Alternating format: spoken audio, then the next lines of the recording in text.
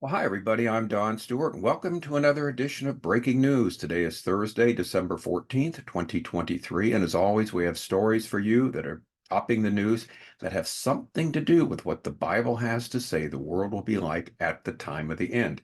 We also document all this on our website, Educating Our World, where we have 65 books in PDF form on 11 different topics, including a dozen books on Bible prophecy, along with about 200 videos you can find not only on our website, but also on our app, Educating Our World with Don Stewart, in both the app stores, whether it be Android or Apple. All right, our first story is a fascinating one. It comes from the Epoch Times, which we mentioned the other day as a good source for uplifting stories you really won't see a lot of other places.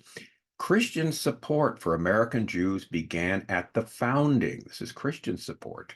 The Hamas terror attack on October 7th triggered an overwhelming display of support among American Christians for Jews in Israel. This continues a long history, but there's a very different American tradition as well. It's symbolized at this season of the year by the intertwining of Hanukkah and Christmas. The tradition surfaces in the historical records about the time of the 1787 Constitutional Convention and has remained dominant throughout our history. Now, we talked about the other day about Jesus, John 10:22 to 24, the Feast of Dedication or the Feast of Renewal. Enkaia is the Greek word. It's only used here in the Gospel of John in this one instance. And the New Living Translation puts it this way: it was now winter, and Jesus was in Jerusalem at the time of Hanukkah, the festival of dedication. He was in the temple, walking through the section known as Solomon's Colonnade. The people surrounded him and asked, "How long are you going to keep us in suspense? If you are the Messiah, tell us plainly." Now, what's interesting here, again, nothing in the Bible is here by chance, and unique to John is this story about Jesus.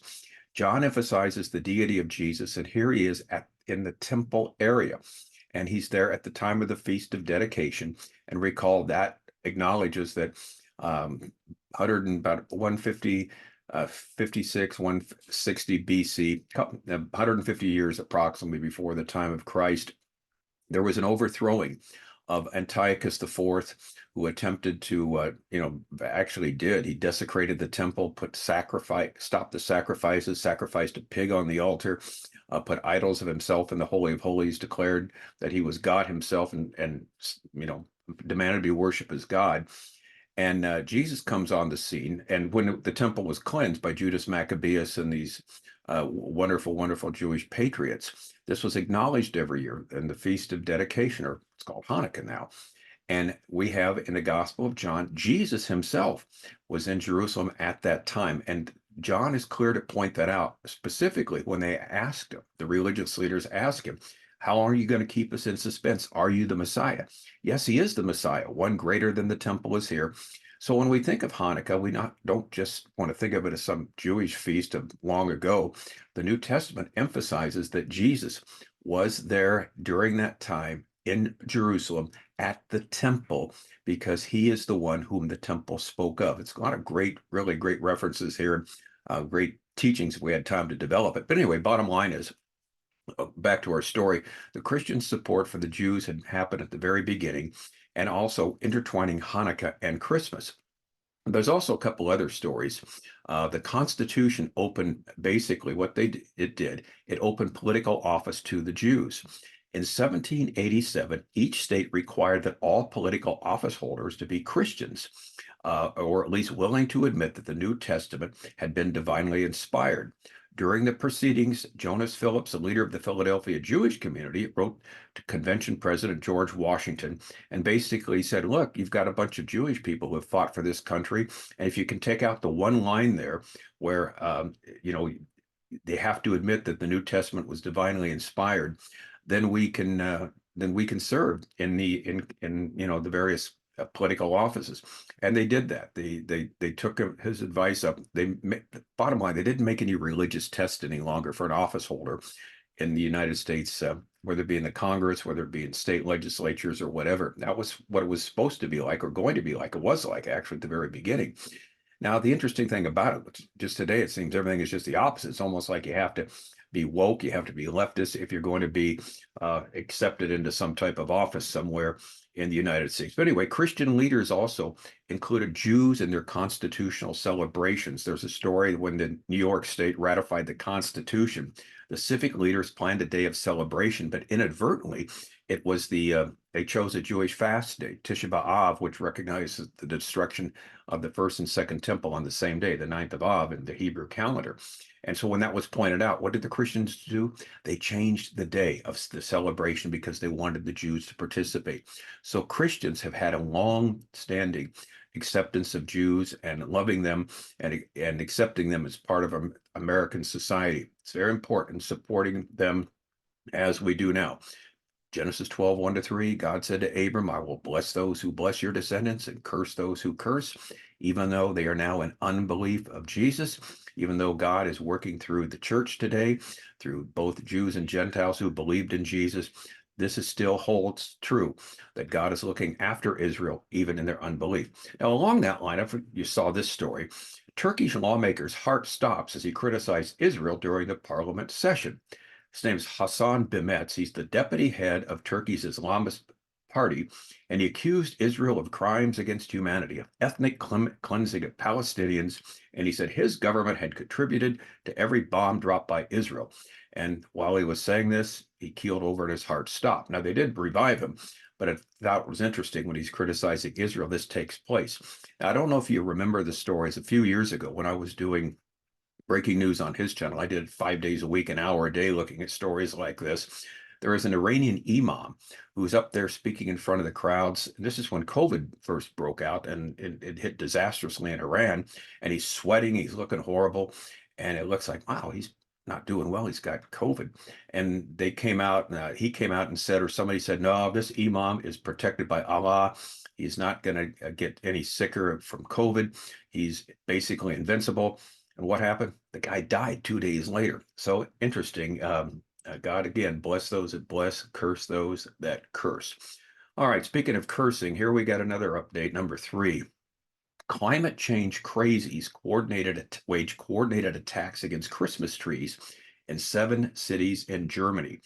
A radical climate activist launched a series of coordinated strikes against public Christmas trees throughout Germany. In other words, as we bless the Jews, as we honor Jesus Christ, attacks against Christians. We've talked about that. They did this throughout Germany on Wednesday morning to the supposed climate catastrophe. The so-called last generation, I guess they have a last generation of climate activists too. Green activists sprayed public Christmas trees with orange paint in Berlin and 6 other German cities on Wednesday morning, including festively adorned trees in Potsdam Square and the tree outside the nearby Federal Council building in Berlin. The climate crazies also claimed to have similarly smeared Christmas trees with paint in the cities of Kiel, Leipzig, Munich, Nuremberg, Rostock, and Oldenburg. The attacks were all coordinated to occur simultaneously at 10 a.m. local time.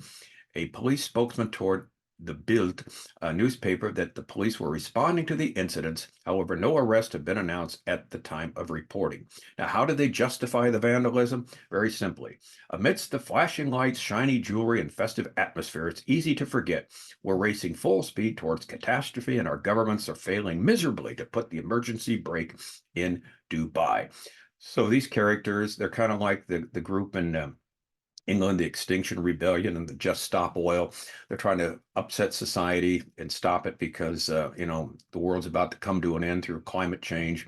And so you've got that, but particularly they pick on the Christians. And we've mentioned this, we'll continue to mention this, and this will be an ongoing story that as Bible-believing Christians, we are equated with Western society, Christians and Jews. And what's happening? Well, got to overthrow the Western society, the white privilege and all this, so we can have a new world. And this is exactly where the world is going. So we're not surprised by seeing these climate lunatics doing this. Now, the last story, which is also terrible for America. So as good as America has been nationally, here's why it's terrible right now. And here's the title of the story.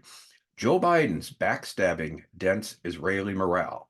We talked about this yesterday, the day before at a Hanukkah party the White House. He said, I'm a Zionist, I'll support Israel. Then the next day he started condemning Israel. Now we're going to see the impact that it had on the morale of Israel, that Biden, schizophrenically does just the opposite after saying he's a Zionist and he supports Israel. President Joe Biden might have thought he was only talking to a small group of wealthy donors, but his disparaging comments published Tuesday about Israel and the Israeli government have dented national morale and cheered Israeli enemies. Biden claimed, without evidence, that Israel practices indiscriminate bombing, that Israel is losing support around the world, that Prime Minister Netanyahu will fail unless he boots democratically elected right-wing parties out of his cabinet.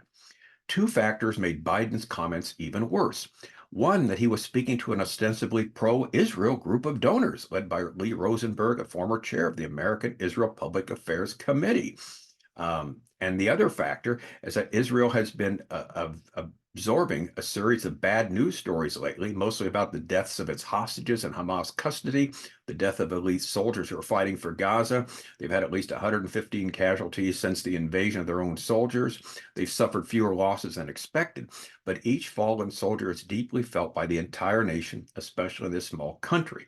And so, many of these people doing the fighting have left. We said there's some 350,000 people displaced, but many of those doing the fighting are reservists away from their jobs, their spouses, and their children. So Israel is shocked, and this is at a level that doesn't always come through in the headlines, at being abandoned by the universities of the West. And now they hear this statement from Biden about how they're bombing indiscriminately, et cetera, et cetera. So this is really, really bothering him. Israelis, like Jews around the world, value higher education. Many work closely with the brightest minds in the Silicon Valley and elsewhere. And that the fact that the president of Harvard and other elite universities will tolerate calls for the destruction of Israel and genocide of the Jews left a deep wound. And as the article goes on to say, so is Biden's backstabbing. After making a show of support, his support for Israel at a Hanukkah party, he has hurt Israeli morale badly. It is also being celebrated by Israel's enemies, who believe that if an American president says something, even something provably false, like indiscriminate bombing, you can regard it as a political fact. And Hamas is also pointing out, which we mentioned yesterday, to the non-binding vote of the UN General Assembly on a ceasefire resolution. Well, it was 173 countries, 153, a lot of countries anyway, proved that they voted for immediate ceasefire, that Israel is, as Biden is losing support, and all the terrorists need to do to survive, just hold out a little bit longer, because Biden is losing his support for Israel. The American people are. So if they just hold out a little bit longer, then they're going to defeat Israel. So this is terrible for the Israeli morale. It's great for the morale of the terrorists. And it's finally dawning, as the article closes, on the Israeli left in particular, who loved his criticism of Netanyahu, who savored his don't warning to Iran, that Joe Biden's only real interest is, and always has been, the political survival of Joe Biden. And Biden remains, as he was for decades, wrong about everything in foreign policy. Again, Genesis 12:1-3, I will bless those that bless and curse those that curse. I'm Don Stewart. Thanks for watching. We'll be back with you tomorrow on another edition of Breaking News. Until then, may the Lord richly, richly bless.